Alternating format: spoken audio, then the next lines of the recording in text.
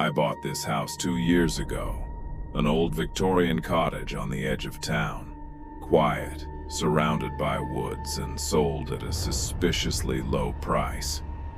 I work remotely as a software engineer, so I spend almost all my time here.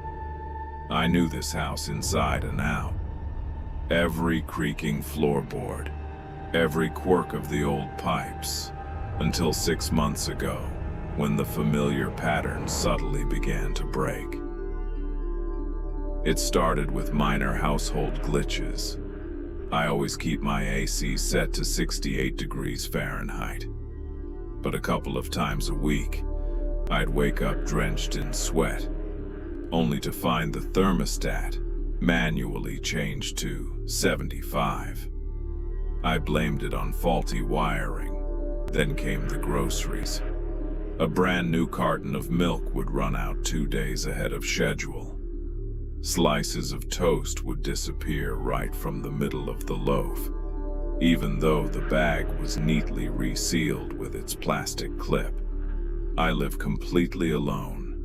No pets, no guests. To prove to myself that I wasn't losing my mind, I took a picture of my fridge shelves before bed, turning every single jar with its label facing strictly forward. The next morning I checked the photo. A jar of mayonnaise had been rotated exactly 90 degrees. Someone was using my things while I slept, but they didn't know exactly how they stood before I changed all the locks and installed an outdoor camera with a motion sensor. For a week, nothing. The camera caught 0 activity. Yet the feeling that the house was occupied only grew. I'd walk into the kitchen and the stove burner would still be warm. In the bathroom, the mirror would be foggy, as if someone had just stepped out of the shower. I went to the city archives and pulled the original blueprints of the house. Back home, I used a laser measure to map out the entire second floor. My bedroom, the hallway, and the bathroom. According to the blueprints, the floor should be 110 square meters. My measurements showed only 95. 15 square meters had simply vanished. Right between my walk-in closet and the bathroom wall, there was a dead zone.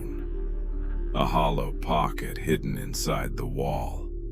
I walked into my closet, pushed my clothes aside, and pressed my ear against the back panel. After a minute of silence, a distinct sound came from behind the drywall. It wasn't mice. It was the rapid, rhythmic tapping of a finger on a smartphone touchscreen. Tap, pause, swipe. Someone was sitting right there, inside my wall. I didn't call the cops. They would have locked me up in a psych ward. Instead, I bought 3 hidden cameras disguised as USB chargers that uploaded footage directly to a cloud server. I placed them in the kitchen, the living room, and right across from my bed. The next morning, I opened my laptop.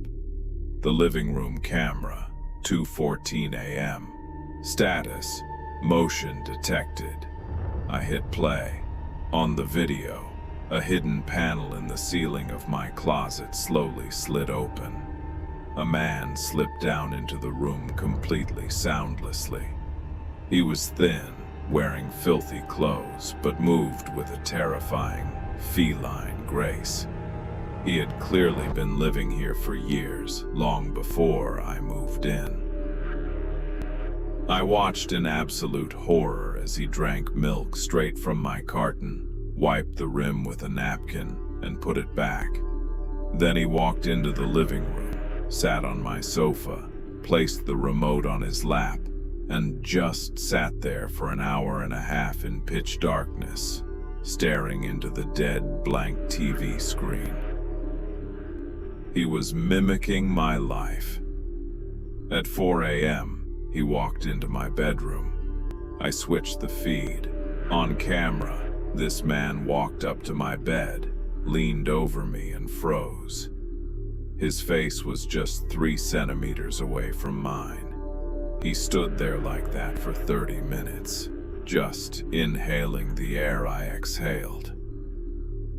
Before leaving, he gently pulled the slipped blanket back over my shoulder, whispered something into my ear, and crawled back into the wall.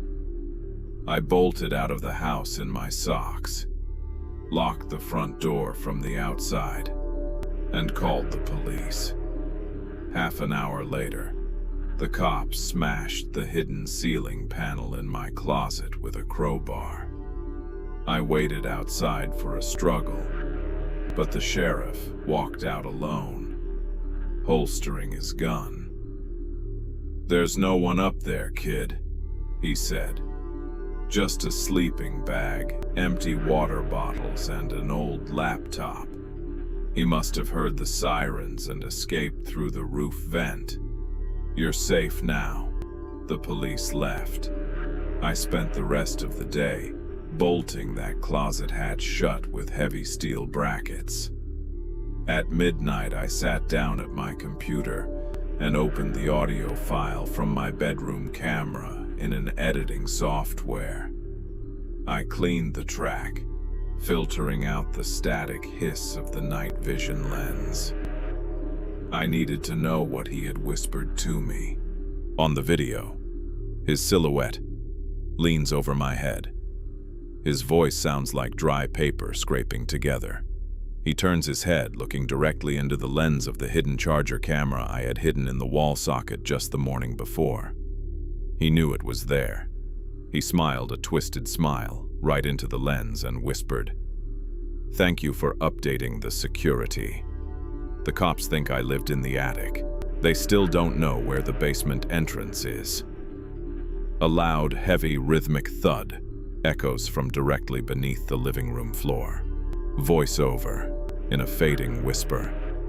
"But my house never had a basement.